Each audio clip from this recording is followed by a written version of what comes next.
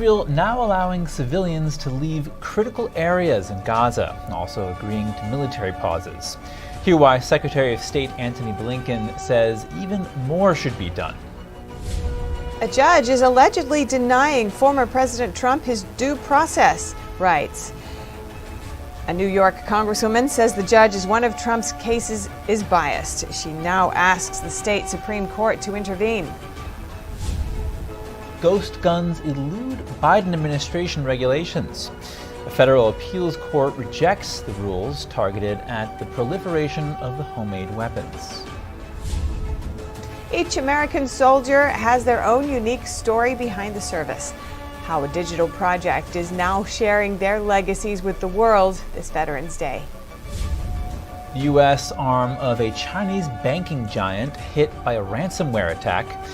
The Industrial and Commercial Bank of China says it's trying to recover from the attack. Sending over $50 billion to Ukraine.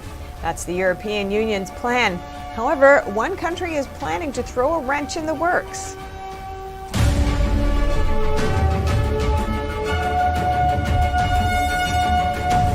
Hello and welcome to NTD News Today. I'm Chris Beers. And I'm Stefanik Cox. We have insights and perspectives on the stories shaping our world. Breaking news, in-depth analysis, and inspiration to power your day. Now to our top stories. President Biden and China's Xi Jinping have confirmed a meeting in California next Wednesday. This will mark their first meeting in nearly a year amid heightened tensions between the two countries. Biden officials said the leaders would meet in the San Francisco Bay Area, but declined to offer further details. Issues on the agenda include the Israel-Hamas war, trade, Taiwan, and managing U.S.-China relations. Next week's meeting comes as the United States braces for what could be a bumpy year for U.S.-China relations. Both Taiwan and the U.S. have elections next year. The U.S. wants to reaffirm the status quo with Taiwan and warn Beijing against election interference at home. The White House said weeks ago that it expected Biden and Xi to meet on the sidelines of the APEC summit. The week-long gathering kicks off on Saturday. Civilians in Gaza today, Secretary of State Antony Blinken commented on recent developments. Israel has agreed to 4-hour pauses in specific areas, as well as 2 humanitarian corridors to allow people to move out of harm's way. These steps will save lives and will enable more assistance to get to Palestinians in need. At the same time, much more needs to be done to protect civilians and to make sure that humanitarian assistance reaches them. Far too many Palestinians have been killed. Meanwhile, thousands of Palestinians left northern Gaza today, heading south. That's to flee the combat zone in the north. Ground battles are intensifying in Gaza City, which is in the north. Israel previously split Gaza in 2, creating a northern and southern part. They're now allowing civilians to pass. The Senate has unanimously passed a resolution condemning this October 7th attack on Israel. The resolution demands that hostages be given medical care and released immediately, and that the U.S. lead a global effort to free all hostages. The resolution was co-sponsored by over 40 senators from both parties. The resolution condemned Hamas for its, quote, premeditated, coordinated, and brutal terrorist attacks on Israel. And the U.S. Treasury is planning more sanctions against the Hamas terror group. The new measures will include a crackdown on its use of crypto assets. A Treasury official said efforts to block funding will focus on helpers in third countries and involve coordination with allies to shut down those avenues. The official said crypto is not where Hamas funding comes from. However, he noted crypto use would increase if the industry doesn't add safeguards and work to prevent money laundering. Texas police are investigating spray paint left on a congresswoman's district office. The graffiti condemned the Republicans' support for Israel in the war with Hamas. Representative Monica De La Cruz is a first-term congresswoman. Her district is on the U.S.-Mexico border. A spokesperson said her office was vandalized twice this week. Messages included "Monica murders" and "Israel kills Jews too." The majority of both parties have historically stood firmly on the side of Israel. But divisions have emerged in the Democratic Party about the U.S. response to the war. De la Cruz said the vandalism would not silence her support for Israel. The McAllen Police Department learned of the vandalism on Tuesday. Authorities added that the investigation is ongoing. In Georgia, a man was charged with threatening to kill GOP Representative Marjorie Taylor Greene, her family, and her staff. 34-year-old Sean Patrick Cirillo of Macon is accused of calling Greene's office and making those threats on Wednesday. He's charged with using communication devices to make threats, which is a felony offense. Taylor Greene issued a statement saying the threat forced her to close her district office. She also thanked police for acting swiftly. Allegations of bias against a New York judge. A Congresswoman says the judge holds a clear bias against former President Trump. She's now filing a complaint against the judge in Trump's civil fraud trial. The trial is being held in New York City. Today, New York Congresswoman Elise Stefanik filed a judicial ethics complaint against the judge in the case. She says Judge Arthur Engeron holds a clear bias against Trump. For example, the judge allegedly told Trump's attorney that the former president is, quote, a bad guy, and that prosecutors should go after him. The Congresswoman also says the judge failed to grant Trump his due process rights. She also brought up the gag order against the former president. Stefanik argues this violates Trump's protected political speech. She filed her complaint with the New York State Commission on Judicial Conduct. She says the court must take action to restore a just process in the case. Senator Joe Manchin is not running for re-election. Instead, he'll be on tour feeling out voters' interests in, quote, to, quote, mobilize the middle. We speak with Jeff Cruer, host of Ringside Politics, about the move that puts Democrats on the defenses in West Virginia. Jeff Cruer, thank you for joining us. Joe Manchin said yesterday he's not running for re-election. What's been the response to this on Capitol Hill so far? Well, Republicans are jubilant because I think now they think that they can really take control of the Senate. West Virginia is a Republican state, went for Donald Trump big time. Joe Manchin really was out of step with the people of West Virginia. He knew he was going to lose. A popular governor is running for that seat.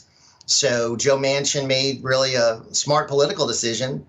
So now he can look at possibly running for president and maybe continuing his political career that way. But he had no chance to win a Senate race. So that's why he decided to drop out. And, you know, he's saying that he's going to travel the country to see if there's interest in creating a movement to mobilize the middle. What do you think he'll find? You know, I think it'll be interesting because RFK Jr. is sort of your independent candidate right now. In one poll I saw he had 22% of the vote. So those that don't like the Republicans and Democrats right now are gravitating toward him. You've got Jill Stein, who said she's going to be running. You've got Cornel West. So it could become a crowded field. And Democrats hate the sound of this because if Joe Manchin runs or Larry Hogan or they run together, I think that's going to take more votes away from Biden. I think that'll just help ensure Donald Trump gets back into the White House. So we'll see. I don't think there's certainly not enough of a movement for Joe Manchin or a third-party candidate to get elected president. Now, where might Democrats look for another Senate seat if they can't count on Manchin? You know, this is going to be a bad election for them because most of the seats that are going to be in play are Democrat seats. So they've got to defend a lot. Republicans only need to pick up one. I think it's going to be very difficult for them. This was one that they were probably going to lose anyway. Now I think it's guaranteed that they're going to lose.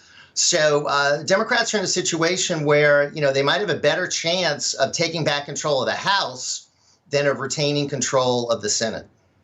Why is that? Because they're only a few votes away in the House. And there are a lot of Republicans in vulnerable seats that are sort of swing districts. And possibly, you know, the Democrats, if they can, you know, find a candidate, if Joe Biden doesn't run and there's a candidate that can create some enthusiasm, then maybe they could sweep to gain some seats in the House. We'll see. I would just say that's something that could happen for the Democrats. So Republicans need to be very wary because this is going to be I think it's going to be a close race. Yeah, Tuesday night's elections showed some strong support for Democratic positions, especially on abortion. What do the results tell us about the current political reality in this country? Current political reality is that we're a divided country. Democrats have some issues in their favor that they used on Tuesday, such as marijuana, such as abortion. And I think it could help them in some of these swing districts that I was talking about. Certainly Ohio, let's look at Ohio. That's considered to be a Republican state now. And the abortion measure won by 13 percentage points, so it had a big victory. So what they're going to try to do now is put similar type measures on the ballot to generate Democrat votes in 2024. Republicans did something similar in 2004 to help George W. Bush get elected. They had all these measures on the ballot for defense of marriage. Back then, drawing evangelical voters that helped George W. Bush. Now you're going to see Democrats use the abortion issue to help them in these swing states. They think that that could be their key to victory. All right, Jeff Cruer, thank you so much for joining us. Thank you. After the break, a new study finds that COVID lockdowns increased the risk of ADHD among 10-year-olds. We have insights from the founder of the Brownstone Institute. Man drives into Florida deputies. 2 Florida deputies seriously injured after a man intentionally drove a car into them. More on the shocking crash in just a moment here on NTD News Today.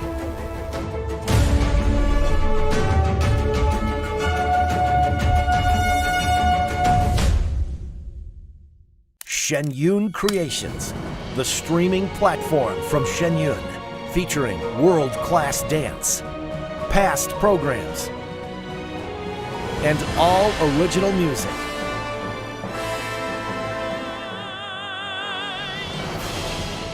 Masterclasses, behind the scenes, comedy, and more. Explore shenyuncreations.com. Hi, I'm Susan Lucci. I never thought about heart disease until I had my own heart event. I had heard many times that heart disease is the #1 killer. It went in one ear and out the other, frankly. I never had a health issue. I felt this slight pressure on my chest, just slight. But a few days later, while shopping at a boutique, that pressure returned, much stronger. By the time I got to the ER, the doctor decided to give me a CAT scan. He said, "I don't think you understand. You're on the verge of a heart attack." I had a 90% blockage in my main artery and a 75% blockage in the adjacent artery. I received 2 stents in my arteries, stents developed through research funded by the American Heart Association. Those stents saved my life. That's why I'm in front of you today, asking you to join me in supporting the American Heart Association by becoming a monthly donor. Call now or go to helpheart.org. For only $19 a month, just 63 cents a day, your support now can help save your life or the life of someone you love. With you by our side, together we'll keep fighting this battle. Give $19 a month with your credit card, and we'll send you this special t-shirt that you can wear to show that you are helping save lives. I'm so grateful to the American Heart Association. Their research helped save my life.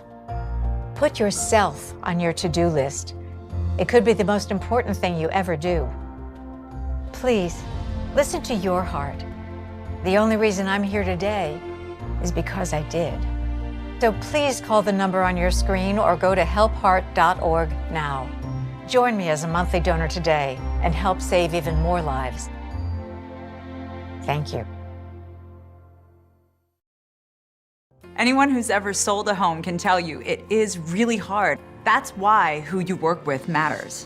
Together with Homelight, we've helped thousands of people sell faster and for the best price.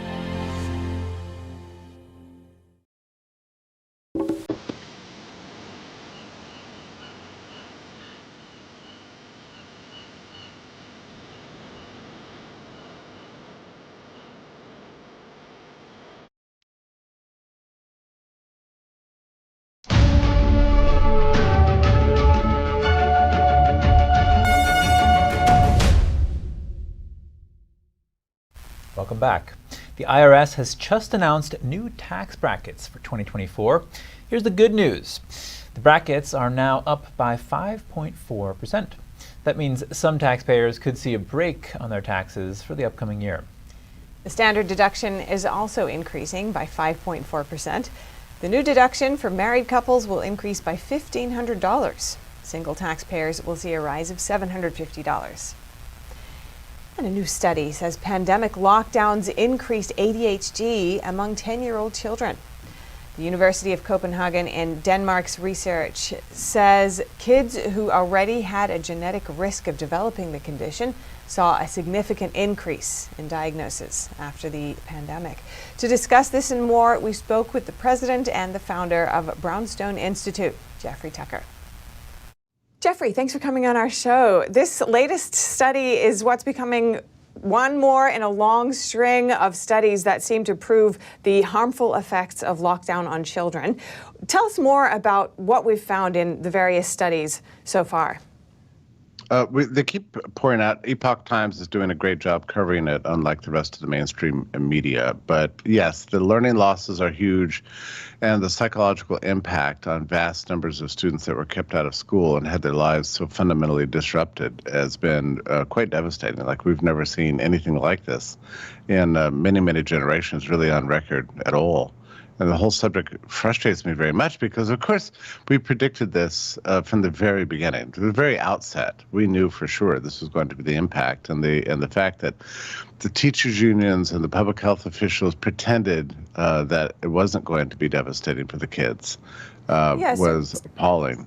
Tell me more about how this discrepancy between people who think that we knew and those who think that we didn't know, because we do have a recent piece out by New York Magazine characterizing the lockdowns as an experiment that failed, and yet here you are saying that there was evidence pointing to the fact that this wouldn't work or would have harmful effects.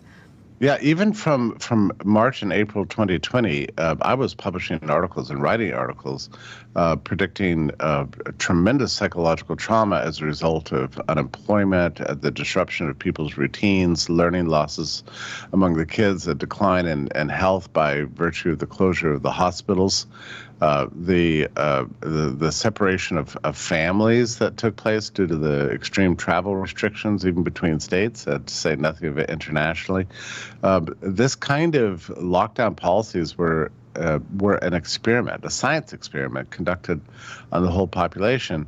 And it was obvious from the very outset that it would completely fail. It only worked on the computer models, but it didn't work in real life. And we're left with the carnage, the population-wide trauma. And again, I'm so grateful for Epoch for talking about it, because hardly anybody else is. Considering that lives were on the line, what other options would you say there were? Well, the old public health wisdom was that you let society go on as normal, particularly among the non-vulnerable populations. You don't want to cause panic. You don't want to cause trauma. You certainly don't quarantine healthy people and shut down businesses, and that you focus your efforts on the vulnerable population. We knew this. This was 800 Yale University affiliated scientists signed a document on March 2nd, 2020, saying exactly this. The Great Barrington Declaration, which came out 7 months later, said that again, and Fauci tried to censor it and smear them. I'm sorry to say that the whole purpose of lockdowns was to wait for the vaccine. That was the idea. I did not know that at the time. I thought the world had just gone insane. But the purpose was to buy time so they can get a vaccine and then inoculate the entire population against the disease. And that, of course, did not work either. Yeah, so it's a tremendous calamity. Yeah, and considering the number of experts, as you just pointed out there at the early stages of the pandemic, warning about lockdowns, and considering the media's responsibility to really take a look at all of the evidence out there and do their research, really, what do you think the media needs to do in terms of establishing a sense of trust between the public and themselves, especially considering, the possibility for future pandemics and public health crises? At least we need some honesty. Start some honesty, which we have not had yet. That article you mentioned in New York Magazine by Joe Nocera and his co-author was really the very first, I would say, sort of mainstream full accounting of the lockdowns that happened, and I couldn't believe it had actually appeared. It's an excerpt from their book called The Big Fail, and immediately got on the phone with the author, and I congratulated him for it. And we've got plans to get together in a few weeks to share research back and forth. But that was actually the very first mainstream discussion of this after 3.5 years. It seems incredible, but we need a lot more in order to begin the process of winning back the trust. Right. And I just want to briefly check in about, the very idea of lockdowns started with China's response to the pandemic. And given that China's ruled by a dictatorship, given the subsequent waves of COVID that have gone through China even after the rest of the world had kind of started to manage it, and given the findings about our own lockdowns here and the harmful effects of them, what lessons do you think that we should draw from that? Well, one is to not send a junket of delegates from the NIH to Wuhan, at the beginning of a pandemic. I mean, what happened was that Fauci's associates and many people from the UK and elsewhere around the world got on chartered flights to Wuhan and got escorted around by the CCP and said, oh, look how great our lockdowns are. We've controlled the virus. And this was sponsored by the World Health Organization, and the World Health Organization got bamboozled and tricked by the communists. I mean, it's something incredible. The report came out on February 26, 2020, and then immediately, everybody in the West said, oh, let's do just like the communists, because that's what the World Health Organization tells us to do. I mean, it's the most incompetent, brain-dead, rotten thing in my lifetime in terms of public health policy. That's exactly what happened. Everybody believed, and now we know that everything that the World Health Organization was told on that junket trip was a lie. It was a lie from the very beginning, but they did it anyway. And that's why the world locked down, was to copy the communists in Wuhan. Incredible. Yes, incredible. Thank you so much. Jeffrey Tucker, senior columnist with the Epoch Times and founder and president of the Brownstone Institute. Really appreciate it. A federal appeals court has ruled against the Biden administration's regulations on ghost guns. The rule targeted the rapid spread of the homemade weapons. Ghost guns can be assembled from kits without a background check. Such firearms are difficult for law enforcement to trace. The Biden rule updated the definition of firearm, frame, and receiver under the Gun Control Act of 1968. The appeals court sided with a group of firearms owners, gun rights groups, and manufacturers. The 3-judge panel said the ATF's rule was unlawful.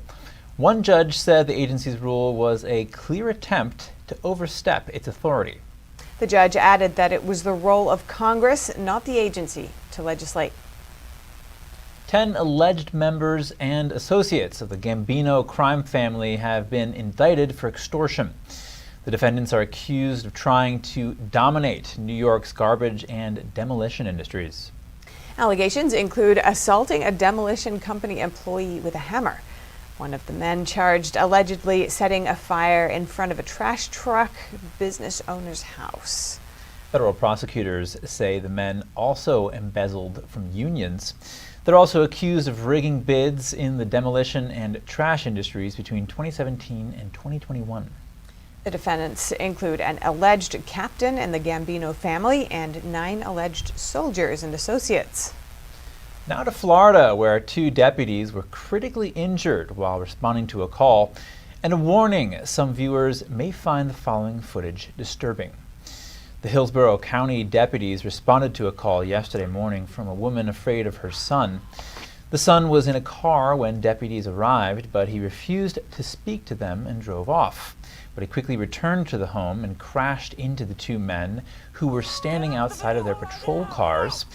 They were airlifted to a hospital with serious leg injuries. One deputy may have had his leg amputated.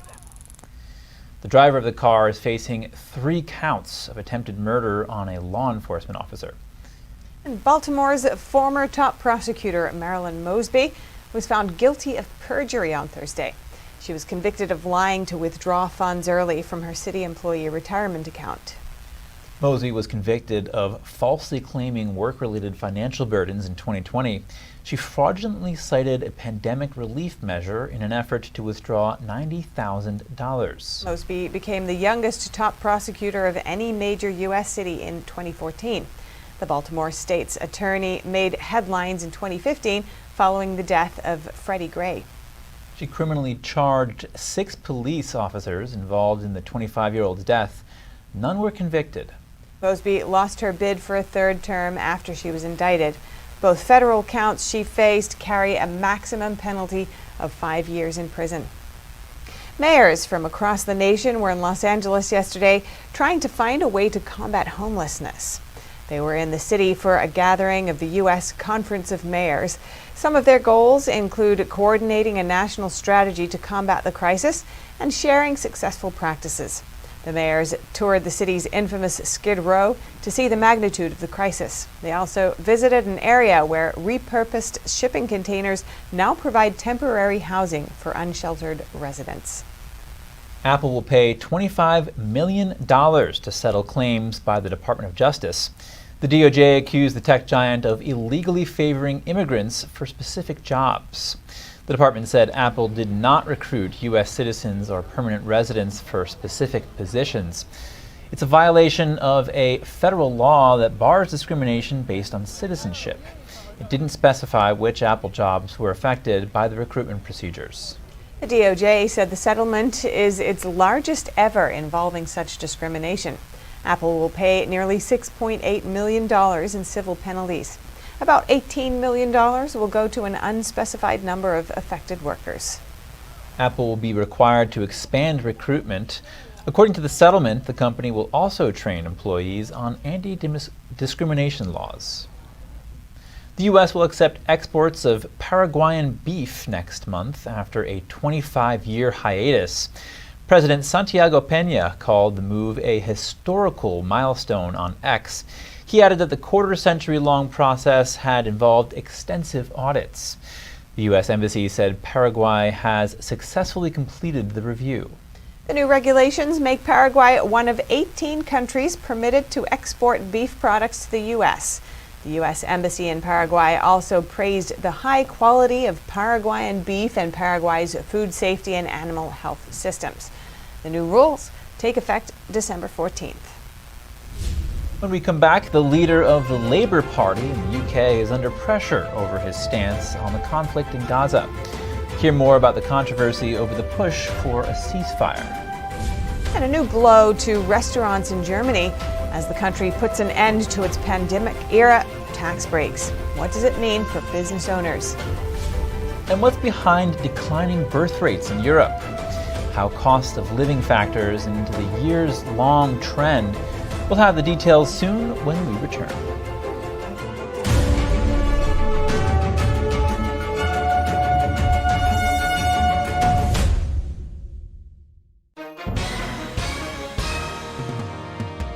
If you've been injured in an accident that's not your fault and you don't have an attorney, listen up.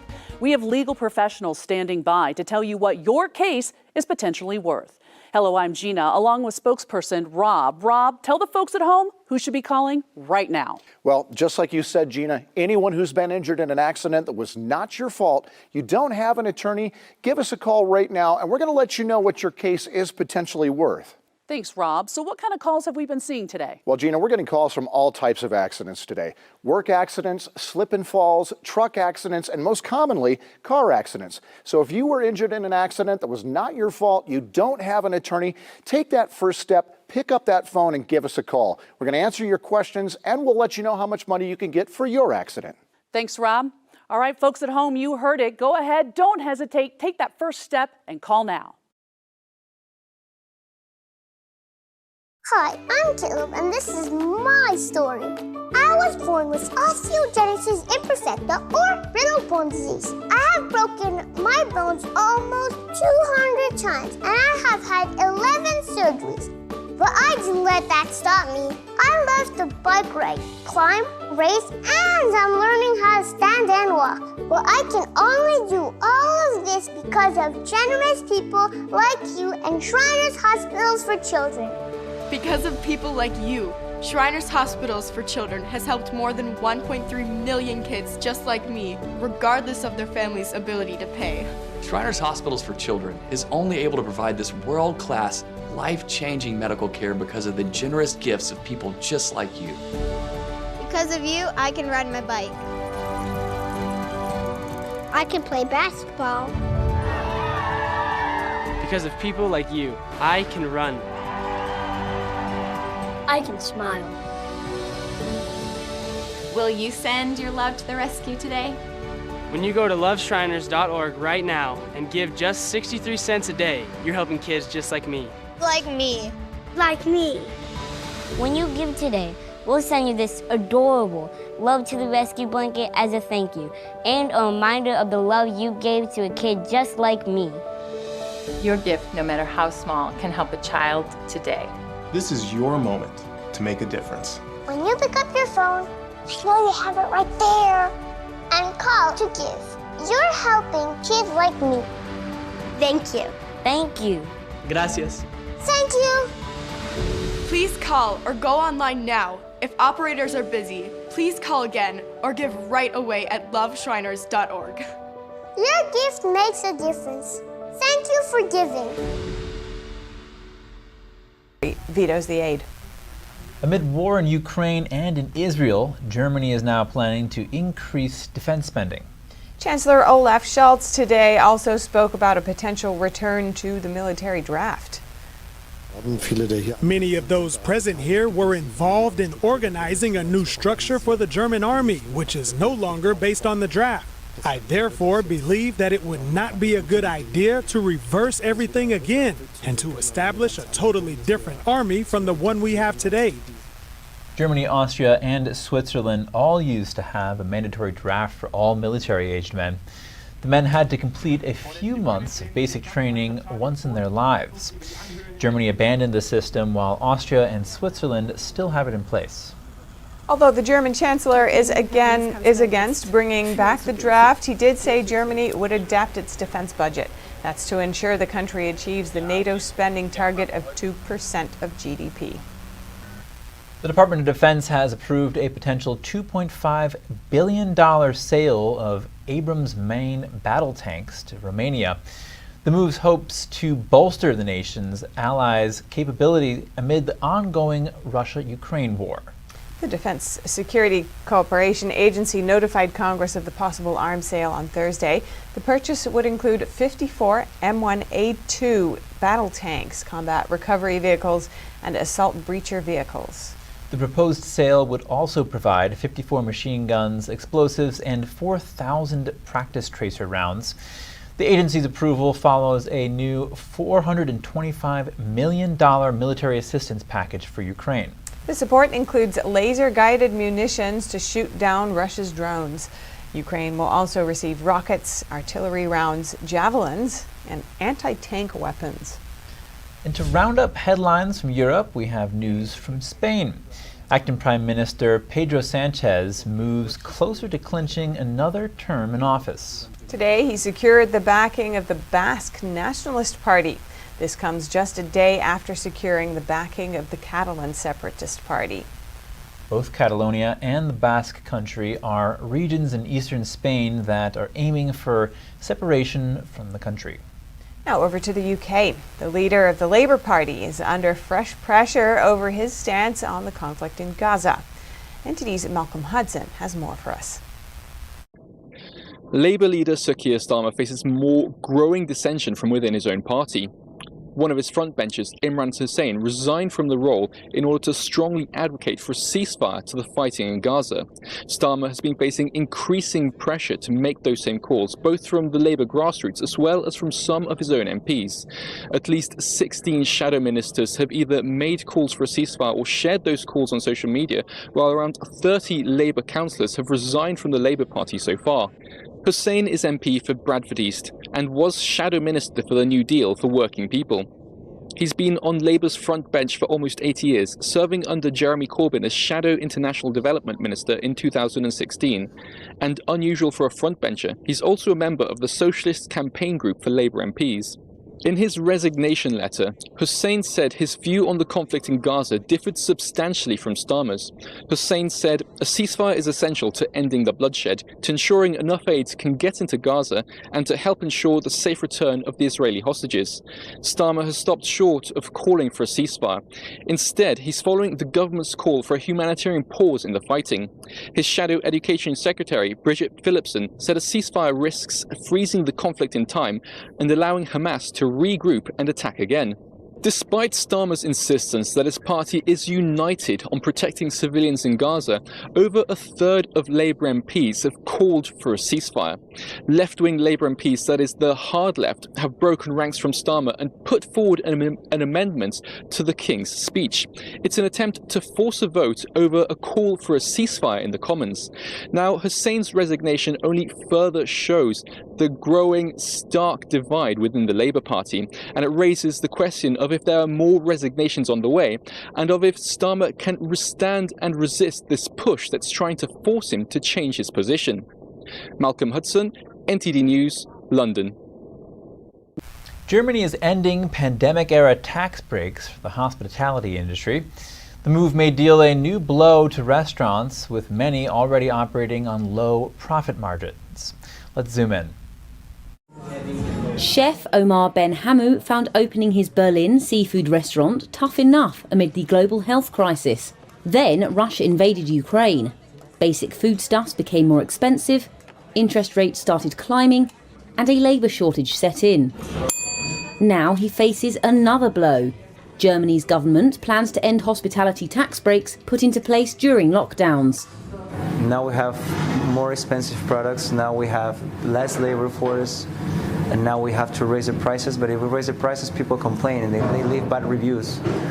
So what should we do? Just close and, do something else? Or we just raise the prices and, let's move on. So I think we're still on a very dangerous spot. To support the industry during health crisis restrictions, the government slashed value-added tax for food at restaurants to 7%, but that is due to rise back up to 19% by the end of the year. Along Berlin's river, assistant manager Christine Kaminska says that this change will be reflected in her restaurant's menu. By updating the menu once a year, so to speak, we are planning a 20% increase on the food. And of course, we have to use this to offset rising accommodation costs. In this way, we can also guarantee that we can offer our employees contracts with higher pay scales. In these times, of course, you also have to make sure that you can somehow keep your employees. Food costs are rising, everything is rising. We have to pass that on. And there are fears that price hikes could keep potential customers at home. The fiscally focused FDP party, which has control of the finance ministry in a three-way coalition, said it would cost $3.5 billion to keep the tax break going in 2024. Managing Director of the German Hotel and Restaurant Association, Die Hoga, Ingrid Hartges, explained what this could mean for hospitality. We also conducted a survey, according to which 12,000 businesses said they would then give up. They would then close because they see no prospects. And I think you have to take that very seriously, at a time when there are no queues of business founders. The question is whether German restaurants are still struggling or have recovered well enough from the health crisis to withstand having the tax break removed. A decline in fertility rates has been observed in large parts of Europe for years. While there are different factors behind the trend, experts say the cost of living and economic uncertainty are the main reasons. NTD's at France correspondent David Vivas has the story. News about European birth rates aren't reassuring. Births in Italy are heading for a new record low this year. Recent data from the National Statistics Bureau points to a deepening of the country's long-standing demographic crisis. In 2022 as a whole, births fell to 393,000, the lowest number since the country's unification in 1861. The UK faces a similar situation. According to data released by the Office for National Statistics, or ONS, the number of births in England and Wales has fallen to its lowest in 2 decades. 2022 saw a drop of almost 20,000 births from the year before.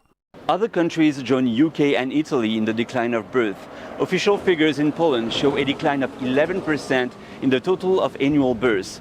France, which has one of the highest birth rates in Europe, also see a record low birth rate since 2022. But this rate has been constantly declining for a year. Although there might be different factors to explain this trend, many experts point to the cost of living as a major cause. According to a survey from earlier this year, financial concerns are the #1 reason for UK adults for putting off or not having kids. In Italy, Prime Minister Giorgia Meloni this month earmarked around £900,000 for measures to help Italian women combine work and motherhood. Lack of job security and a climate of economic uncertainty also appear to play big roles in Poland. In a scenario where the birth rate would continue to decrease, Europe's country would have to bear several consequences. One of those is the reduction of the native population, sometimes in favor of population coming from abroad. This would be the case in France and UK. In England and Wales, according to the ONS, almost a third of all births came from non-UK born mother last year, an increase from 29% in 2021. In France, this proportion is the same. A third of newborn child have at least one parent born abroad. One conclusion pushed in both countries is that to avoid a demographic crunch and to keep the economic growth going on, having more migrants would be a last chance resort. David Vives, NTD News, Paris. Coming up, each American soldier has their own unique story behind their service. Find out how a digital project is now sharing their legacies with the world this Veterans Day. And a nonprofit organization honors veterans with live buglers to play taps at funeral services. Find out more about their mission.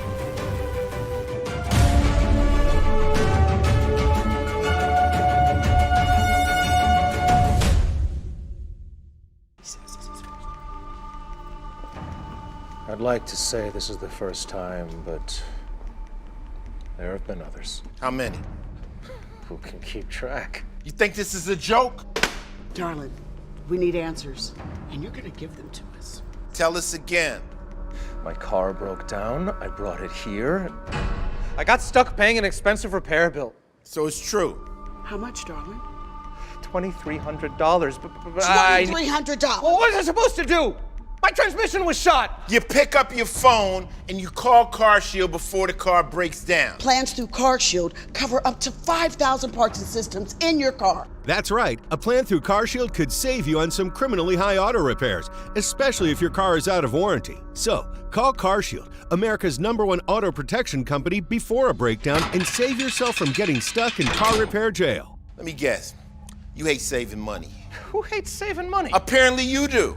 All you had to do was call CarShield. And you could have protected yourself against expensive repairs. Yeah, and then my price will go up the minute I file a claim. Shut up! CarShield has the price locked in. For as long as you cover your car. I guess I should have called CarShield? It's about time you said something that made sense. Now you know what you need to do next time. Bet he'll call CarShield now.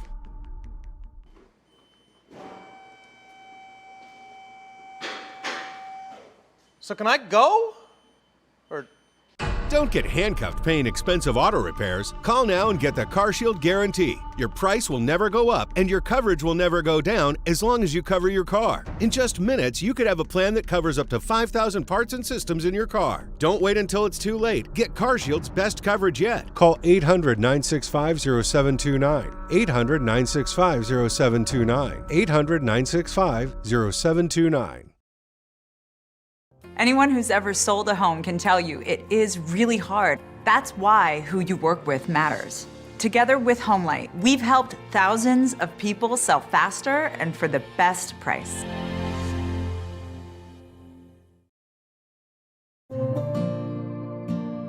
Imagine a coffee that cares for your health. Expertly fermented with a 50-enzyme complex to enhance flavor and remove bitterness. Small batch roasted to a decadent medium dark, resulting in a brew that is gentle on digestion, low acid, and up to 90% less caffeine than regular coffee.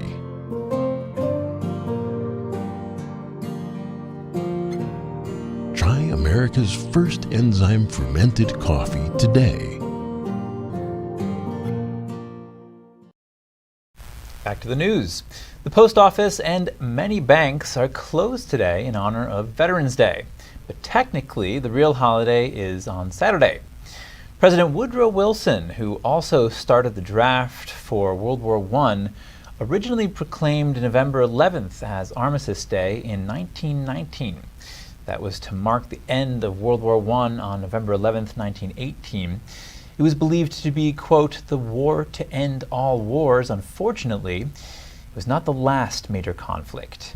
In 1954, after fighting in the Korean War ended, President Dwight D. Eisenhower officially renamed the November 11th holiday Veterans Day. Eisenhower led Allied forces to victory in World War II, which turned out to be a greater humanitarian disaster than the First World War. While the Veterans Day holiday does not move from November 11th, it's often celebrated on the Friday before or the Monday after if it falls on a weekend. Every member of the U.S. military has a unique story behind their service and sometimes their sacrifice. This Veterans Day, there's been an expansion of a digital project aimed at telling those stories and an opportunity for loved ones to share their legacy. Doesn't get any easier. At Riverside National Cemetery in Southern California, Linda Monroe makes a visit to her husband of 55 years, Bob Monroe. He was a Vietnam veteran, very proud of being a Marine. As she researched Riverside ahead of his burial, she came across the Digital Veterans Legacy Memorial Project. Since then, she's crafted a page full of photos and tributes that tells the story of Bob's life in service and what's happened after. Being a family member, you can go in and create an account and add all of their military history and their accomplishments. James LaPaglia is a digital services officer with the Department of Veterans Affairs. He says the goal of the Veterans Legacy Memorial Project, or VLM, which started in 2019, is to tell the stories behind the VA markers at cemeteries like Riverside. Family members and battle buddies and friends can find their veterans in a digital space and honor them by telling stories, sharing memories. Veterans Affairs populates online pages with military service and cemetery information. Family, friends, and others can submit photos and mementos, and the public can search and learn. Educating about the veteran experience is just as important as family members and others being able to tell stories and remember their veteran. Ahead of this Veterans Day, the platform doubled to nearly 10 million profiles. It includes those buried in VA's national cemeteries, Department of Defense cemeteries like Arlington National Cemetery, VA-funded cemeteries, and now those buried in private cemeteries who have a VA marker to honor their service. Linda Monroe says her husband died of pneumonia and COVID-19 in January 2021. Since then, updating Bob's page has also continued a dialogue between her and her husband with updates on grandchildren and more. You're so used when you're married talking to each other and things that you remember or that happened. Creating a more vivid portrait of the life one veteran lived and the legacy that lives on. If you're looking for the page of a veteran you know, please search Veterans Legacy Memorial Project. The song Taps is something you'll hear at many funerals for veterans, but instead of a musician playing the melody at many services, a recording device plays it automatically. A veteran who has performed the somber tune for almost a quarter century wanted to change that.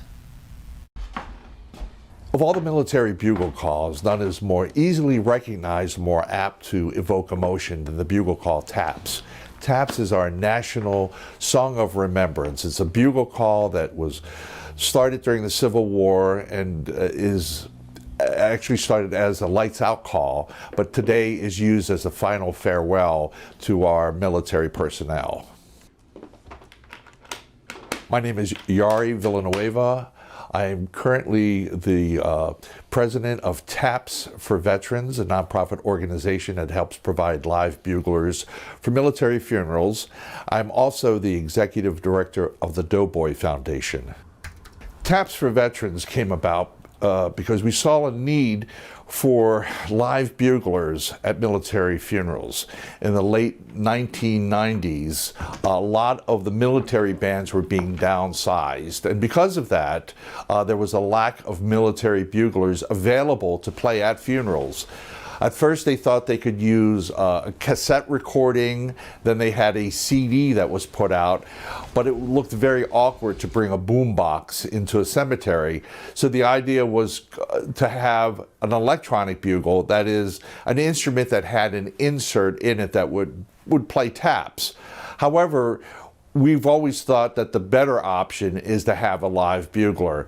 However, unfortunately, the electronic bugler has taken precedence over a live musician. And this is something that we thought we could address, and something that we could do better. We could have a live bugler. That was the impetus for forming Taps for Veterans. We thought that it would be great to honor all veterans with a live performance of taps, and setting up a system whereby a family in need could reach out to us on our website and get a bugler so that we could honor that veteran. We have well over 1,200 buglers around the country who are willing to step up and serve. The emotion of a person playing it, the music coming from their heart, you know, that goes through the tubing out to the people hearing it, is really important. A live performance is just so much preferable over than a recorded one. I mean, no one wants to go to a symphony hall and sit and listen to a recording of a symphony. They want to see and hear the live musicians playing that. We understand how important it is to have the recording, but it's really important and paramount that a live bugler be used, especially when you have one who's there willing to give their services to honor that veteran. And at the bottom line, that's what it's all about, honoring that veteran for his or her service to our country.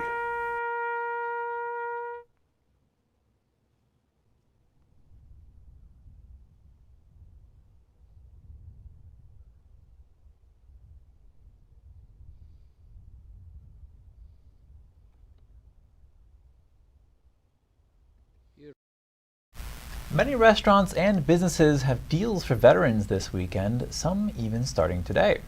Here's just a small sample of the freebies veterans and active duty military can get. This morning at Denny's, a free Grand Slam breakfast. But don't worry if you missed it, there are plenty of other breakfast offers, like a free donut at Dunkin' on Saturday, coffee and a donut at Krispy Kreme, or a breakfast combo at Wendy's. At Starbucks on Saturday, vets can get a free hot or iced coffee. And at IHOP until 7 p.m. on Saturday, a free pancakes or a pancake combo. Applebee's is also offering a free meal for dine-in on Saturday. Lowe's on Saturday is giving out free collectible pins to the first 150 veteran customers at each store. For most of the deals, you do need to show a valid military ID. The U.S. Marine Corps is celebrating its 248th birthday today. The Continental Congress established the Marines on November 10th, 1775, in the lead-up to the American Revolution. The first recruiting headquarters was in the Tun Tavern on Water Street in Philadelphia. That's considered to be the birthplace of the Marines. Since then, the few and the proud have fought for America both on land and sea. In World War I, shocked German troops called them devil dogs for their ferocious tenacity. The Marines are the military's only branch that does not have a shortage of recruits. That's without any special bonuses. Recruiters say the only reward recruits need is to be able to call themselves Marines. And if you have any news tips or feedback for the show, please feel free to email us at news.today@ntd.com.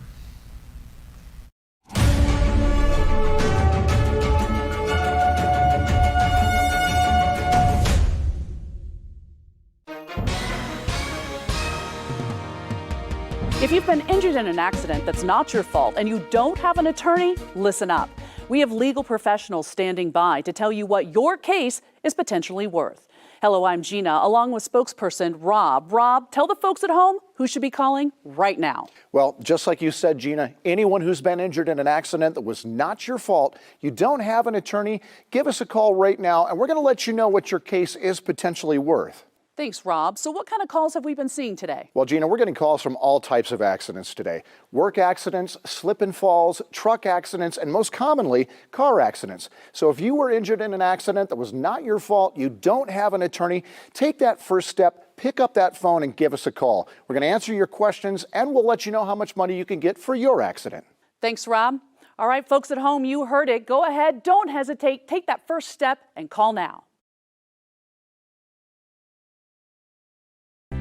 If you're a Medicare beneficiary, call now to see how a WellCare Medicare Advantage plan could get you some big benefits, including this all-in-one WellCare Spendables debit card to use for over-the-counter health items. Find out how easy it is to get all of your original Medicare coverage, plus extra benefits. A WellCare Medicare Advantage plan is designed to fit your needs so you can be your best every day. You could have medical coverage for prescription drugs, dental, vision and hearing, and the WellCare Spendables debit card to make getting the coverage you need more convenient. The WellCare Spendables debit card can be used for over-the-counter health items. And here's more good news. You can get a WellCare Medicare Advantage plan with a $0 or low monthly plan premium. How can WellCare offer all of those benefits for a $0 or low monthly plan premium? It's simple. Medicare Advantage and Medicare Part D prescription drug coverage are important parts of Medicare.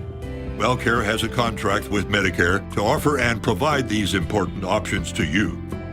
Call right now to get your free copy of the WellCare All-in-One Guide. Call 1-877-888-4575 now. There is absolutely no obligation for requesting this free information. WellCare offers benefits that go beyond the basics, and we make them easy to use so you can support your best health. Call today to get your free copy of the All-in-One Guide with absolutely no obligation. Your free guide will provide information to make a smart choice for your healthcare coverage. Just call 1-877-888-4575. Remember, there's no obligation for requesting this free information, so call 1-877-888-4575. Call today.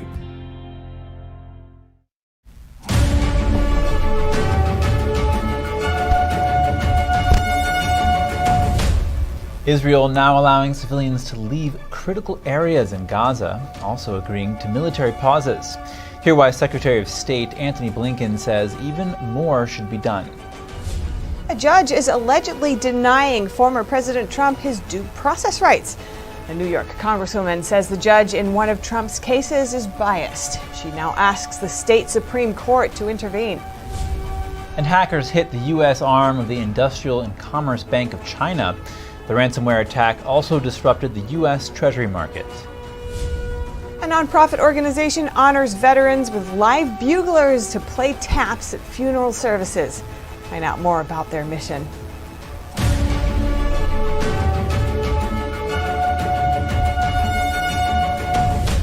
Allegations of bias against a New York judge. A congresswoman says the judge holds a clear bias against former President Trump. She's now filing a complaint against the judge in Trump's civil fraud trial. The trial is being held in New York City today. New York Congresswoman Elise Stefanik filed a judicial ethics complaint against the judge in the case. She says Judge Arthur Engeron holds a clear bias against Trump. For example, the judge allegedly told Trump's attorney that the former president is, quote, a bad guy, and that prosecutors should go after him. The Congresswoman also says the judge failed to grant Trump his due process rights.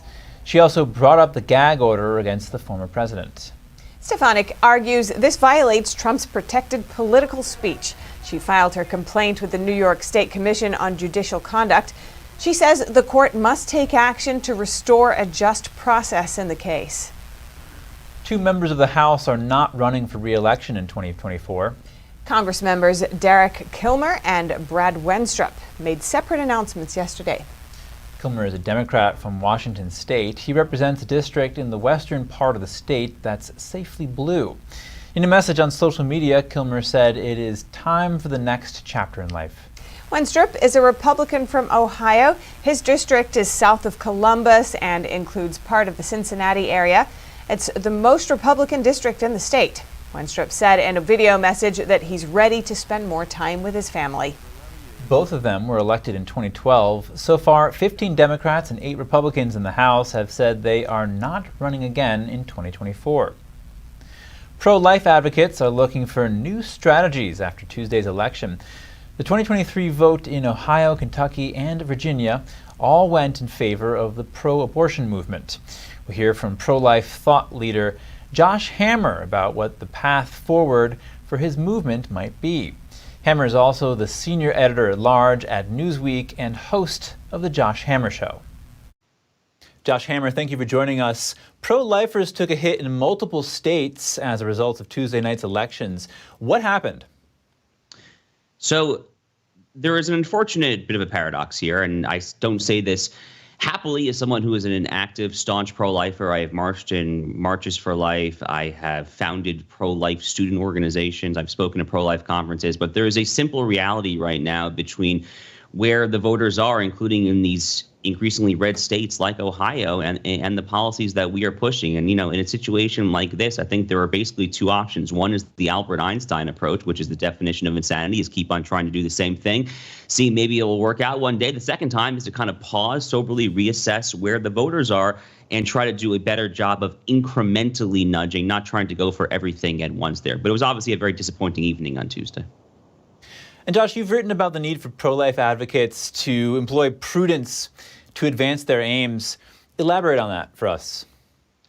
So the analogy that I and many others have drawn for a long time now is between the anti-abortion movement, the abortion abolition movement now in the 21st century, and the anti-slavery movement in the 19th century. You have to go back to that time. Abraham Lincoln did not end slavery in America overnight. On the contrary, he was vehemently opposed by Thaddeus Stevens and the more radical Republicans at that time for not going so far so quickly. And I think that there are a lot of lessons to be drawn there as far as kind of just remembering that, yes, every day that abortion in America continues without it being fully abolished is a tragedy. Ultimately, tens and tens of millions of children since Roe versus Wade have perished in the womb and have not lived until being a child, let alone an adult. But we have to take this slowly. Justice doesn't always happen one day at a time there. We're going to have to try to do incremental 12, 15-week bans. I think anything more than that right now, unfortunately, unless it's a very, very, very red state, is really a bit more than we can muster at this time. So Donald Trump doesn't support a nationwide abortion ban just coming to him. He's on everyone's mind. How does this sit with pro-lifers? Well, I think pro-lifers probably will divide on that, right? But if you look at kind of the national pro-life organizations, folks like the Susan B. Anthony list, Marjorie Dannenfelser runs that formidable organization. She's certainly been critical of that. Look, I personally think that a 15-week national ban is perfectly reasonable. I really do. I mean, this is a balancing act right now. I mean, we are trying to kind of meet the voters a little bit more where they are. I think going for a full abortion ban right now would be a stretch too far. But something like a 15-week ban, I mean, frankly, that is allowing the vast majority of abortions in America. From a pro-life perspective, it is not even remotely good enough. All that would do is put us on relatively equal footing with the countries of Western and Central Europe. So it's a good stepping stone. The polling on that issue, based on what I've seen, is basically sound. The voters do not necessarily disapprove of a very moderate measure along those lines there. But I think, again, pushing beyond that right now, it would really have to be specifically tailored to a very pro-life state. Josh, have we seen any elections where the 15-week ban that you're talking about has actually succeeded? Sure. I mean, here in Florida, where I live, Ron DeSantis signed a 15-week abortion ban and then won statewide in Florida by 19.4 percentage points. I mean, a lot of people thought that that would be just a terrible political strategy there. Look, there are any number of other kind of data points along those lines, right? I mean, Kim Reynolds in Iowa, Greg Abbott in Texas, Mike DeWine in Ohio, they all did sign. I think they were all 6-week abortion bans, actually, and they all won by massive double-digit margins in the gubernatorial re-election victories last November. So there are a lot of data points that can, I think, assuage our concerns. But unfortunately, what we saw in Ohio on Tuesday is that when this issue is teed up directly for the voters, we're getting outraised, we're getting outspent, we're getting outmobilized. So I think it's just time in general to take our foot off the gas pedal a little bit. But some pro-life policies obviously have to be enacted. And where does the pro-life movement go from here after Tuesday night's elections? You've talked about it a little bit, but what's next? So part of the problem is we're just getting massively outspent. I mean, the pro-abortion side right now has all the momentum. They have all the money.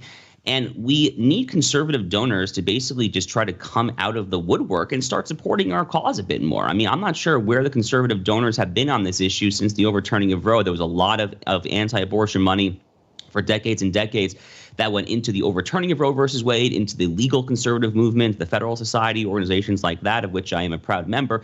But we need a lot more money right now to actually get the voters out of their homes, to get to the ballot box, to now actually that we have the ability to vote on abortion. The Dobbs case gave us that. Now we have to go actually and get the money to get the voters to go vote on these policies at the ballot box themselves. All right, Josh Hammer, thank you so much for your time. You bet. Thank you. Civilians in Gaza. Today, Secretary of State Antony Blinken commented on recent developments. Israel has agreed to 4-hour pauses in specific areas, as well as 2 humanitarian corridors to allow people to move out of harm's way. These steps will save lives and will enable more assistance to get to Palestinians in need. At the same time, much more needs to be done to protect civilians and to make sure that humanitarian assistance reaches them. Far too many Palestinians have been killed.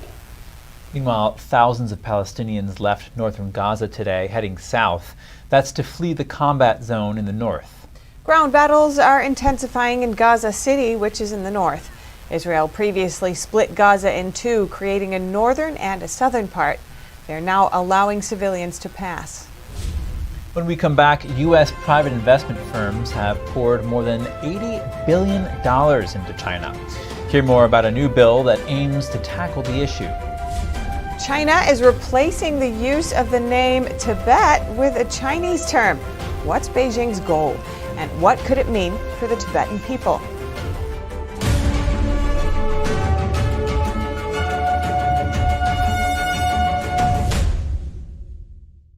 Did you know ESG is impacting every part of your life? From rising gas prices to global food shortages to out-of-control inflation, even losing your freedom of speech and being censored on the internet. It's all being driven by ESG ideology. Who's in control? What can you do about it? Find out in The Shadow State, the first documentary exposing ESG. The ESG movement of governments and corporations operates in the shadows. Only the light of truth can expose it. Watch The Shadow State documentary, streaming now.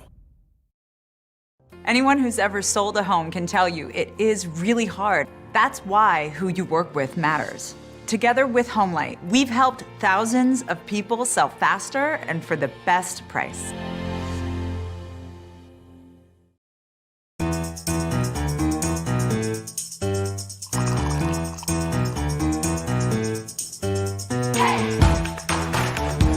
Good morning, I'm Evelyn Lee. And I'm Kevin Hogan.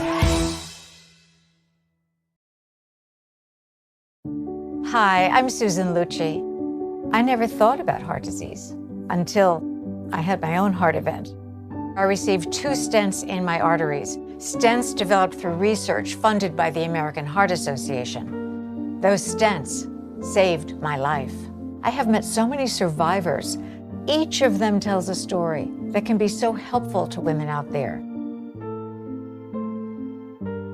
Everything was pretty good. It was a very happy life.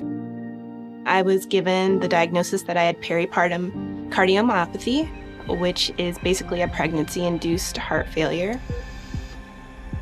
They told me my only chance was a heart transplant. And the American Heart Association helped make that possible. Their research helped save me. I think everyone should support the American Heart Association. Call now or go to helpheart.org. For only $19 a month, just 63 cents a day, you can help fund the next medical breakthrough. Get the next person trained in CPR, the next hospital certified in high-quality cardiovascular care. You can be part of that very important work that the American Heart Association is doing to save lives everywhere. Give $19 a month with your credit card, and we'll send you this special t-shirt that you can wear to show that you are helping save lives. I'm grateful for just every day that I get with my children. I am very thankful for the American Heart Association. Heart disease is America's #1 killer, and your support now can help save your life or the life of someone you love. Listen to your heart. The only reason I'm here today is because I did. So please call the number on your screen or go to helpheart.org now. Join me as a monthly donor today and help save even more lives. Thank you for staying with us. U.S. senators introduced a bipartisan bill to require private equity firms to disclose how much they invest in China. The bill was introduced by Democratic Senator Bob Casey and Republican Senator Rick Scott. It's the latest effort to track U.S. investments to China. Joining us now to tell us more is NTD Business host Don Ma. Don, why was this bill introduced? What's the concern here? Well, Chris, the concern is this. Between 2018 and 2022, U.S. private investment firms have poured more than $80 billion into China. This is according to Senator Casey's office. And he said in a statement that the American people deserve to know where and how their savings are being invested. At the same time, there's credible fear that U.S. dollars and know-how are aiding Beijing's tech advances to modernize its military. So the United States has sought to crack down on U.S. investment in China. So, Chris, there's a number of factors here that would warrant action from lawmakers, and I think some of them are realizing this as well. And with this newly introduced legislation, it seems like that's exactly what they're aiming to do. I guess it's only a question of how successful they will be at pushing this bill to become law at this point. So, Don, can you provide us with some specifics of the bill? Sure. The proposed measure aims to mandate private equity funds to provide annual disclosures regarding their invested assets in countries like China, Iran, Russia, and North Korea. These disclosures would be submitted to the Securities and Exchange Commission, which would then in turn be obligated to generate and publicly release a report based on that information. And additionally, the measure seeks to enhance transparency as well by compelling private equity funds to disclose specific details about their involvement in security sales. Senator Rick Scott emphasized the critical need for transparency because he's citing the advantage that adversaries like Communist China would actually gain from the current lack of transparency. And in his statement, he highlighted the urgency of seizing the flow of American dollars to countries of concern. The measure aligns with the broader strategy to safeguard national interests and financial resources by ensuring greater accountability and visibility into financial transactions, of course, with nations that pose geopolitical threats. Can you tell us a bit more about how China has benefited from U.S. investment, Don? Sure. U.S. capital has played a crucial role in fueling China's rapid economic growth and, of course, as well as military advancement. Foreign direct investment from the U.S. has contributed to the development of industries, infrastructure, technology, in China, of course, and with increased economic strength, Beijing has gained more influence in international organizations and the Asia-Pacific region. The country's prominence on the global stage actually has been bolstered by the inflow of foreign capital, which, of course, includes that from the U.S. All right, thank you so much, Don. Thank you. At the same time, the U.S. is also in dialogue with China. Treasury Secretary Janet Yellen kicked off a meeting with her Chinese counterpart yesterday in San Francisco. Yellen's talks with the Chinese regime's vice premier will last 2 days. She said the economic relationship between the U.S. and China is critical. Take a look. The United States has no desire to decouple from China. A full separation of our economies would be economically disastrous for both of our countries and for the world. We seek a healthy economic relationship with China that benefits both countries over time. The talks are designed to help lay the groundwork for an expected meeting between President Biden and Chinese regime leader Xi Jinping next week, also in San Francisco. It will be on the sidelines of the Asia-Pacific Economic Cooperation, or APEC, summit. Yellen has met with a host of Chinese officials throughout this year, and this isn't the first time she has assured China that the U.S. doesn't seek to decouple. Ahead of the recent meeting, Chinese state media laid out the regime's major concerns. Those are supply chain restrictions, restrictions on high-tech products such as advanced microchips, and tariffs on Chinese products. Souring relations between Japan and China now seem to be snagged on koi fish. Exports of the fish from Japan to China have come to a halt as the permit expired at the end of last month. Japanese officials said Japan submitted the necessary documents way ahead of the deadline, but heard nothing back.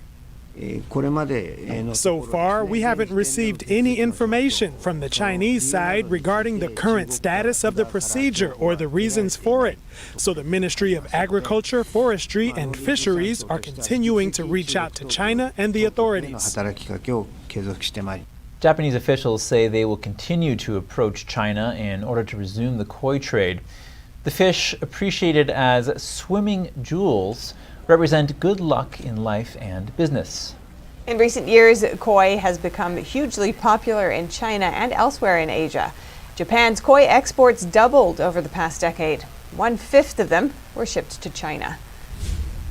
Meta Platforms has struck a new deal with Chinese tech company Tencent Holdings.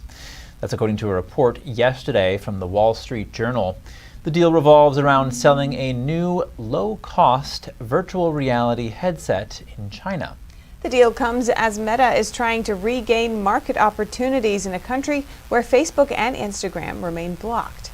It will reportedly make Tencent the exclusive seller of Meta's headsets in China. Facebook and Twitter were blocked by Beijing in 2009. The block followed the deadly protests in China's Xinjiang province, which Chinese authorities blamed on social media sites. The VR deal gives Meta a chance to compete with TikTok owner ByteDance, which makes the VR headset Pico. According to the report, sales of the headset will start by late 2024, but so far, no mention of its potential price. As China continues building its military force and making threatening moves in the air and sea near Taiwan, the U.S. is shifting its strategy in Indo-Pacific security and its support for Taiwan's military. President Biden recently signing off on an $80 million grant to Taiwan to buy American military equipment, and it's putting a new emphasis on ground troops for Pacific defense. Earlier, we spoke with economic and national security analyst Antonio Graceffo for insights. Antonio, welcome to our show. Thanks for coming on. The U.S. recently granted Taiwan $80 billion to buy American military equipment under the Foreign Military Finance Program. It's not a loan, and Congress doesn't have to approve it. That seems extraordinary. Yes, it is an extraordinary step. You know, normally Congress approves the budget and they approve spending. If we give Taiwan our own weapons, that doesn't have to be approved by Congress. So there's a number of methods that are now being employed by the Biden administration to provide weapons to Taiwan, bypassing the approval process. And what does this grant say about the state of China's relationship with the U.S. and Taiwan? Well, it clearly means that the U.S. is taking the China threat very seriously. There's been increased aggression towards Taiwan by China, and the U.S. recognizes the fact that we need to step up our support of Taiwan, and Taiwan needs to bolster its defense capabilities. And the U.S. is reworking its strategy within the Indo-Pacific with a new focus on small groups of mobile land forces, particularly operating from islands off of China's coast. What does that signify? Is it a significant shift, would you say? Yeah, that's a very interesting development. Normally, the United States Navy, of course, is the most powerful Navy in the world. Historically, we had thought that the defense of Taiwan would rely on naval power, and so Taiwan also prioritized their Navy. Now what we're realizing is that there's another strategy where we would drop small mobile forces onto these island chains, and they would launch land-based missiles at aircraft and PLA Navy and so forth. So this is a very interesting strategy. How do you believe that this shift could impact the security dynamics in the Indo-Pacific?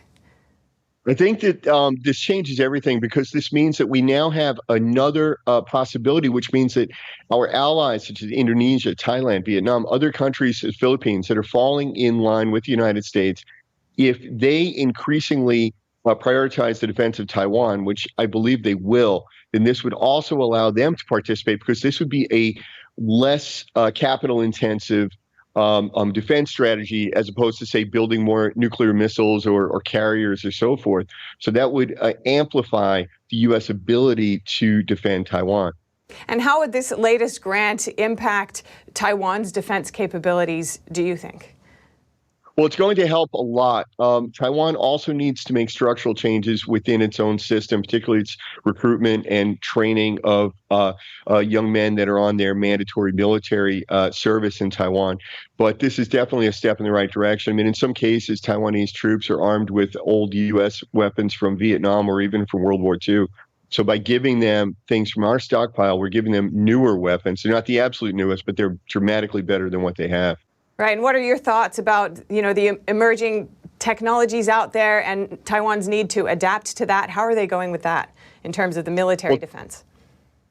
Taiwan is very good in technology in general. And I think that in terms of sort of cyber capabilities and then utilizing American satellites and so forth, I think that Taiwan could definitely move in that direction, can easily improve in that direction, because this is a capability that they already have. It's a very well-educated society, very tech-savvy.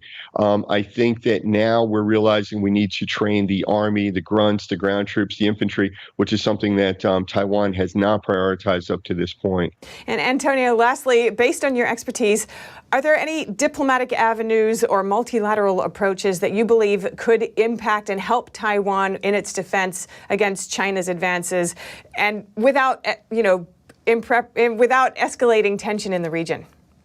Right. You make two very good points there. One is that we don't want to escalate tension. So if we all agreed to recognize Taiwan as an independent nation, that might trigger a violent response from Beijing. Meanwhile, if we form coalitions and alliances in the area, then we can amplify Taiwan's defense.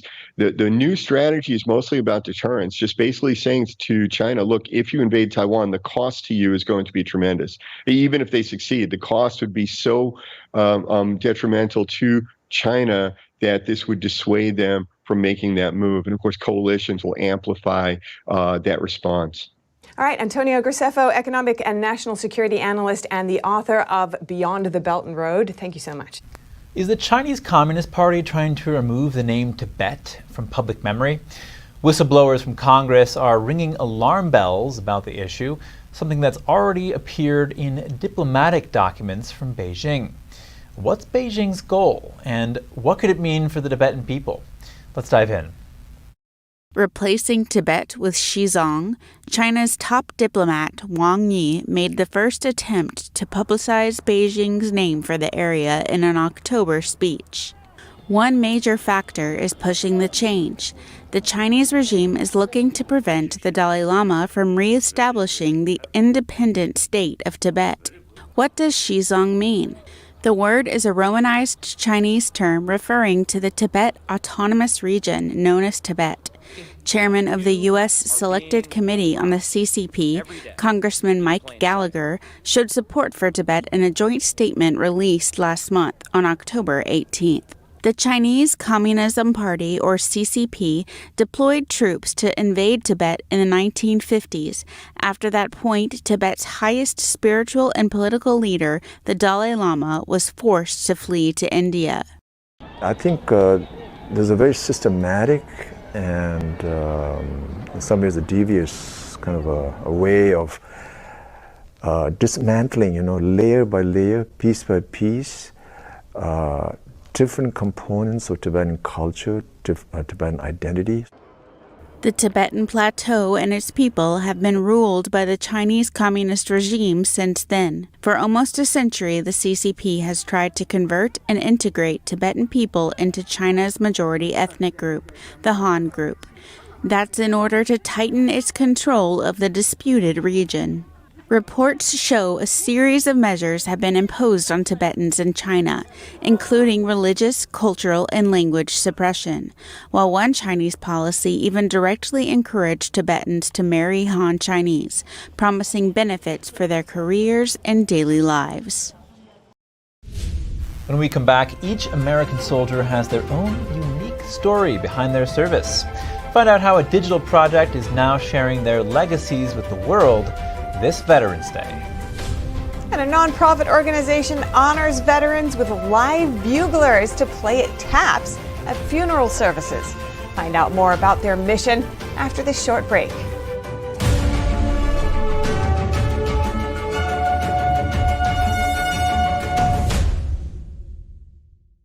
Y'all know me. Every day I'm hustling. I'm grinding and making deals because a girl loves her bling.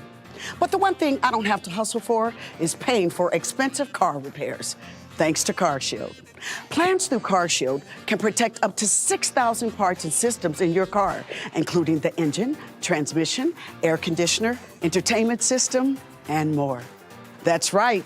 CarShield administrators get cover repairs paid on the most expensive parts of your car, all for one low monthly rate that never goes up, for as long as you cover your car. That's their price lock guarantee.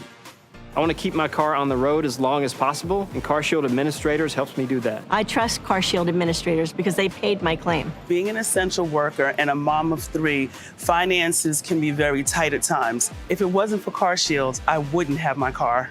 And with their best coverage ever, CarShield administrators go the extra mile, including car rental options. You'll also get 24/7 coast-to-coast roadside assistance for flat or damaged tires, lockouts, dead batteries, and courtesy towing, all at no additional cost to you. That's right. You don't need to do any hustling for these extras. They're all included. The cars will break down, there's no doubt about it. That's just the way it is. I got stuck with high repair bills before. That's why I called CarShield. Nobody likes expensive car repair bills. That's why you have to call CarShield before you break down. Darlings, if you want to be smart and get those car repairs paid, then call CarShield now. Leave the hustling to the professionals. Pick up that phone right now before your car breaks down. Protect yourself from the unprecedented rise in cost for parts and repairs. Call now to save money with your price lock guarantee.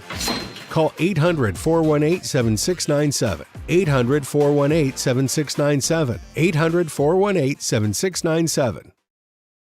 Stay tuned to get 2 rolls of alien tape free. You wouldn't stick your mother-in-law on the wall, but you could with alien tape. It just sticks. Just peel and stick to make anything stay in place quick. Brick, pavers, marble, tile, plastic, even leather. Nothing works better than alien tape. You wouldn't stick your fishbowl on a moving car, but you could with alien tape. The secret is nano-stick technology that grabs and locks on to secure one side of the surface to the other. Alien tape secures in seconds, then twist, pull, and rinse to reuse. Call or go online to get your first roll of alien tape for just $19.99, plus shipping and processing. But to make this deal really stick, we'll give you 2 more rolls absolutely free. You get 3 rolls of alien tape for one low price. Order now. To order, call 1-800-490-1364 or go to tryalientape.com. So call 1-800-490-1364 or order online at tryalientape.com.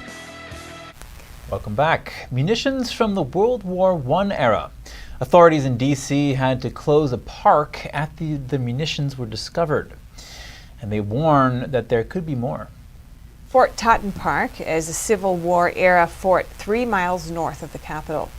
Back in the spring, unauthorized work by a nearby property owner pushed roughly 10 feet of soil onto the park. 2 metal canisters were discovered.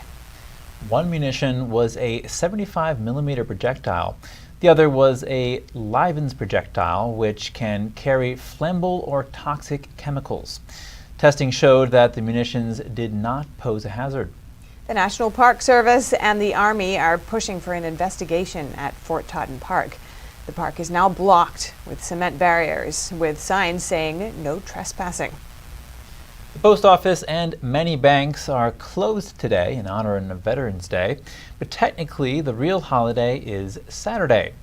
President Woodrow Wilson, who also started the draft for World War I, originally proclaimed November 11th as Armistice Day in 1919.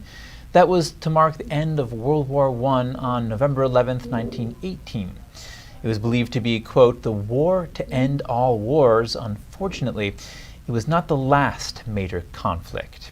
In 1954, after fighting in the Korean War ended, President Dwight D. Eisenhower officially renamed the November 11th holiday Veterans Day. Eisenhower led Allied forces to victory in World War II, which turned out to be a greater humanitarian disaster than the First World War.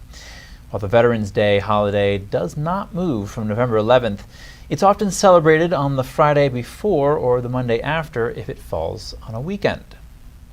While there is sometimes confusion, Memorial Day honors America's war dead, while Veterans Day pays tribute to everyone who wore a uniform to serve their country. Every member of the U.S. military has a unique story behind their service and sometimes their sacrifice. This Veterans Day, there's been an expansion of a digital project aimed at telling those stories and an opportunity for loved ones to share their legacy. Doesn't get any easier. At Riverside National Cemetery in Southern California, Linda Monroe makes a visit to her husband of 55 years, Bob Monroe. He was a Vietnam veteran, very proud of being a Marine. As she researched Riverside ahead of his burial, she came across the Digital Veterans Legacy Memorial Project. Since then, she's crafted a page full of photos and tributes that tells the story of Bob's life in service and what's happened after. Being a family member, you can go in and create an account and add all of their military history and their accomplishments. James LaPaglia is a digital services officer with the Department of Veterans Affairs. He says the goal of the Veterans Legacy Memorial Project, or VLM, which started in 2019, is to tell the stories behind the VA markers at cemeteries like Riverside. Family members and battle buddies and friends can find their veterans in a digital space and honor them by telling stories, sharing memories. Veterans Affairs populates online pages with military service and cemetery information. Family, friends, and others can submit photos and mementos, and the public can search and learn. Educating about the veteran experience is just as important as family members and others being able to tell stories and remember their veteran. Ahead of this Veterans Day, the platform doubled to nearly 10 million profiles. It includes those buried in VA's national cemeteries, Department of Defense cemeteries like Arlington National Cemetery, VA-funded cemeteries, and now those buried in private cemeteries who have a VA marker to honor their service. Linda Monroe says her husband died of pneumonia and COVID-19 in January 2021. Since then, updating Bob's page has also continued a dialogue between her and her husband with updates on grandchildren and more. You're so used when you're married talking to each other and things that you remember or that happened. Creating a more vivid portrait of the life one veteran lived and the legacy that lives on. And if you're looking for the page of a veteran you know, please search Veterans Legacy Memorial Project. The song Taps is something you'll hear at many funerals for veterans. But instead of a musician playing the melody at many services, a recording device plays it automatically. A veteran who has performed the somber tune for almost a quarter century wanted to change that. Of all the military bugle calls, none is more easily recognized, more apt to evoke emotion than the bugle call Taps. Taps is our national song of remembrance. It's a bugle call that was started during the Civil War and is actually started as a lights out call, but today is used as a final farewell to our military personnel. My name is Yari Villanueva. I am currently the president of TAPS for Veterans, a nonprofit organization that helps provide live buglers for military funerals. I'm also the executive director of the Doughboy Foundation. TAPS for Veterans came about because we saw a need for live buglers at military funerals. In the late 1990s, a lot of the military bands were being downsized, and because of that, there was a lack of military buglers available to play at funerals. At first they thought they could use a cassette recording, then they had a CD that was put out, but it looked very awkward to bring a boombox into a cemetery. So the idea was to have an electronic bugle, that is an instrument that had an insert in it that would play taps. However, we've always thought that the better option is to have a live bugler. However, unfortunately, the electronic bugler has taken precedence over a live musician. And this is something that we thought we could address, and something that we could do better. We could have a live bugler. That was the impetus for forming TAPS for Veterans. We thought that it would be great to honor all veterans with a live performance of TAPS, and setting up a system whereby a family in need could reach out to us on our website and get a bugler so that we could honor that veteran. We have well over 1,200 buglers around the country who are willing to step up and serve. The emotion of a person playing it, the music coming from their heart, you know, that goes through the tubing out to the people hearing it, is really important. A live performance is just so much preferable over than a recorded one. I mean, no one wants to go to a symphony hall and sit and listen to a recording of a symphony. They want to see and hear the live musicians playing that. We understand how important it is to have the recording, but it's really important and paramount that a live bugler be used, especially when you have one who's there willing to give their services to honor that veteran. And at the bottom line, that's what it's all about, honoring that veteran for his or her service to our country.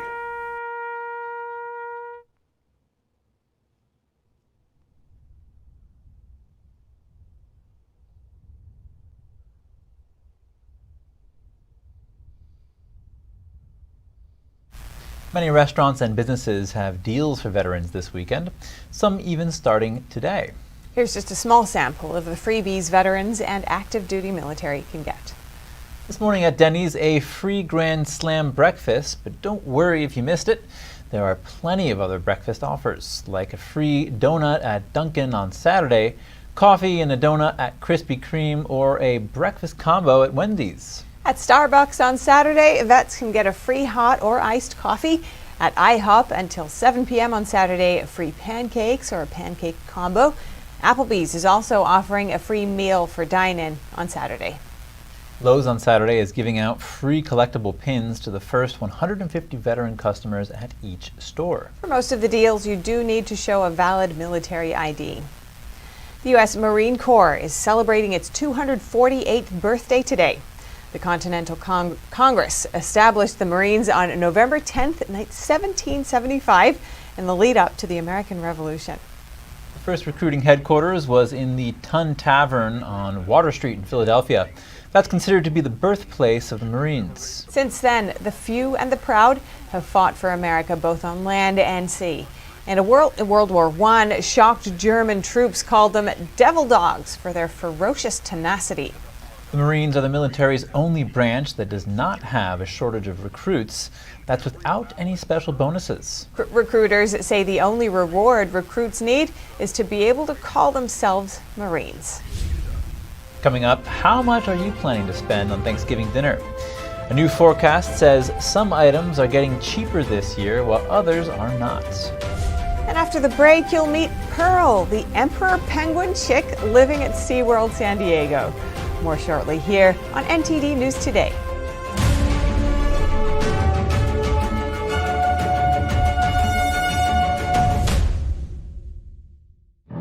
The highest art is beautiful,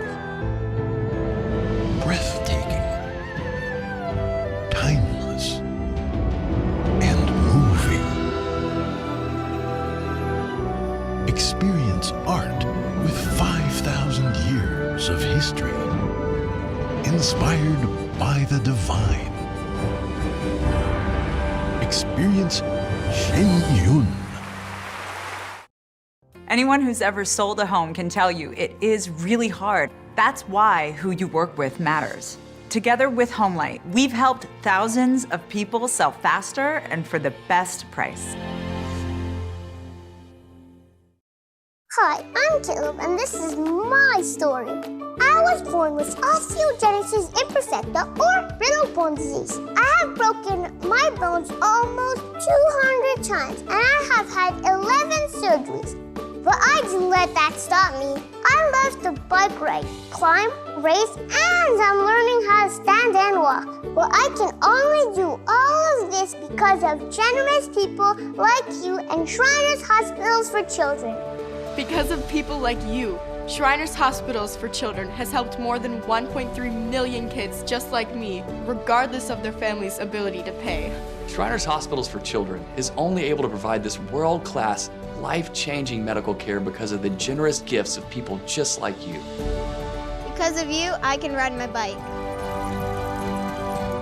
I can play basketball. Because of people like you, I can run. I can smile. Will you send your love to the rescue today? When you go to loveshriners.org right now and give just 63 cents a day, you're helping kids just like me. Like me. Like me. When you give today, we'll send you this adorable Love to the Rescue blanket as a thank you and a reminder of the love you gave to a kid just like me. Your gift, no matter how small, can help a child today. This is your moment to make a difference. When you pick up your phone, know you have it right there, and call to give. You're helping kids like me. Thank you. Thank you. Gracias. Thank you. Please call or go online now. If operators are busy, please call again or give right away at loveshriners.org. Your gift makes a difference. Thank you for giving. Adopting you was the best decision in our life. And I am so proud to call you my son.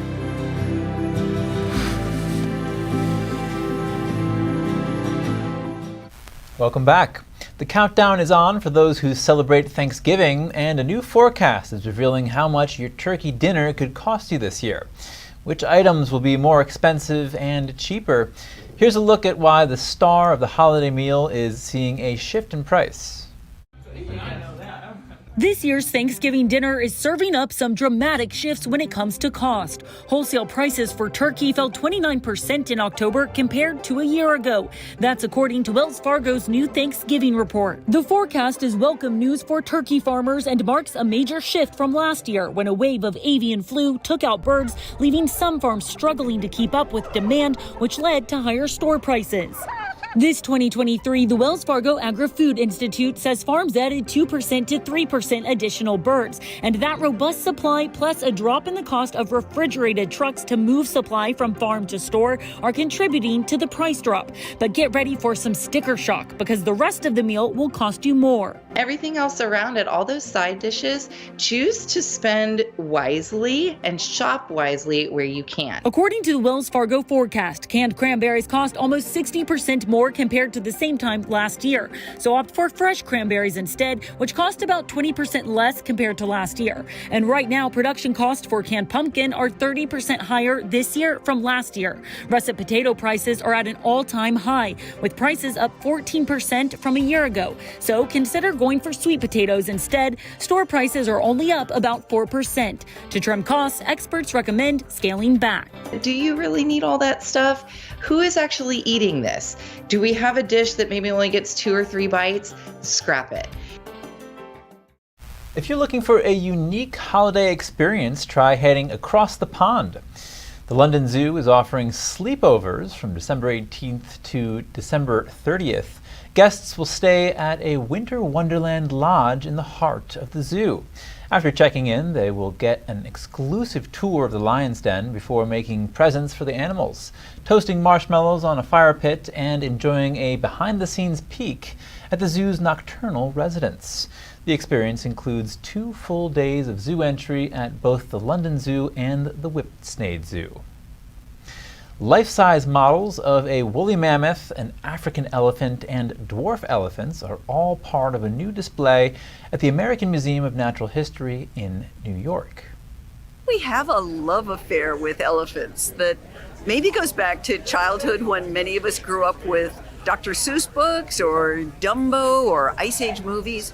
What we're trying to do is introduce elephants in a way that wouldn't ordinarily occur to anybody because in North America we have no experience with elephants.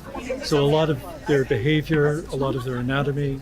The Secret World of Elephants reveals how elephants hear with their feet, the way their ears cool their bodies, and how they use their trunks for nearly everything else. The exhibit is set to open this coming Monday. What do you name a fluffy penguin chick? More than 29,000 people cast votes at SeaWorld in San Diego. The rare female emperor penguin chick is nearly 2 months old now. Her name is Pearl. The other two options were Pandora and Astrid, but over half of the voters thought Pearl suited her better.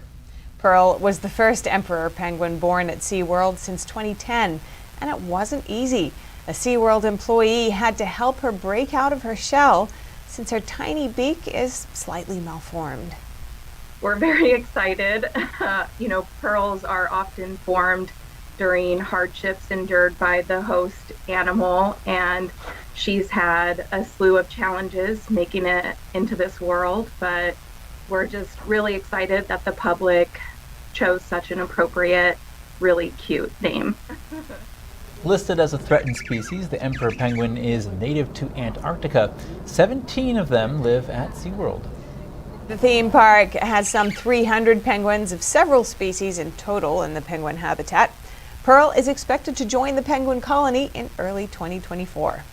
The emperor penguin is the biggest of all penguin species. They can reach 3.7 feet in height and weigh up to 99 pounds. Unlike other species that produce multiple eggs a year, the emperor female lays only one egg once a year.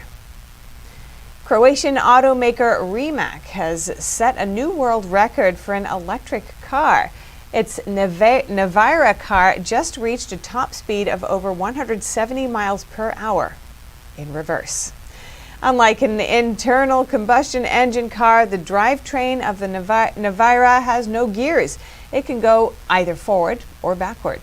The model features a four-wheel transmission powered by surface-mounted magnet motors with over 1,900 brake horsepower.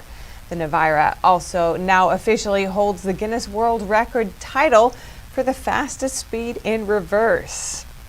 The dinner table is a place for good food, laughter, and building family relationships. Also important for human health and harmony. So here's NTD's Gina Marie with Strong Mind and Body on that.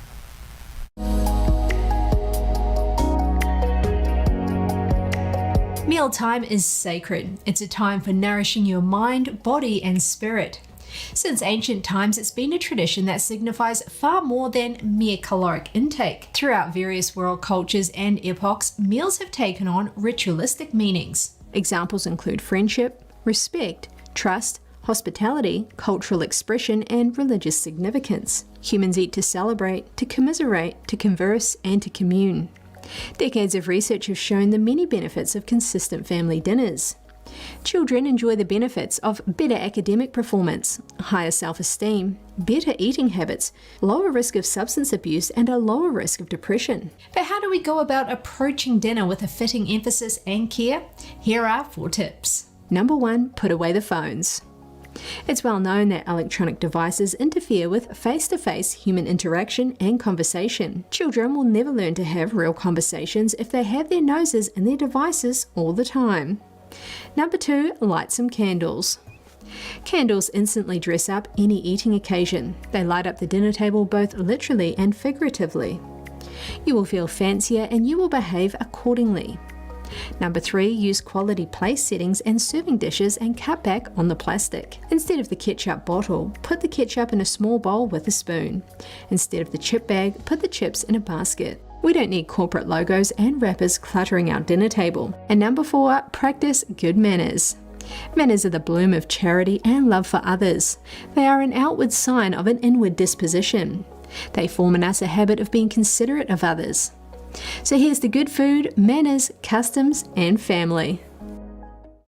And Monday is World Kindness Day, an opportunity to do a good deed, pay it forward, and show someone you care. To mark World Kindness Day, Krispy Kreme is offering free donuts. The first 500 people to visit a participating Krispy Kreme on Monday will get a dozen original glazed donuts. No purchase necessary. That's all for today's news. Thank you for tuning in. Feel free to reach out to us with news tips or feedback at news.today@ntd.com. And we'll be back with more stories on Monday.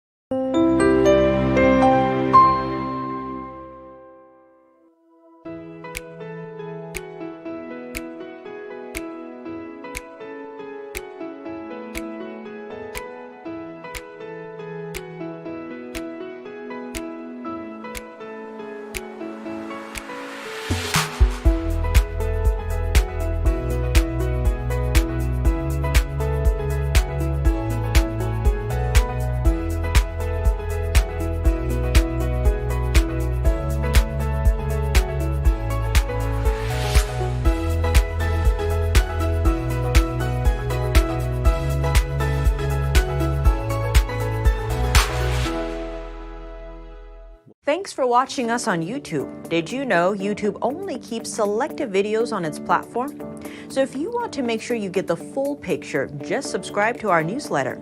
Go to newsletter.ntd.com and sign up. It's free.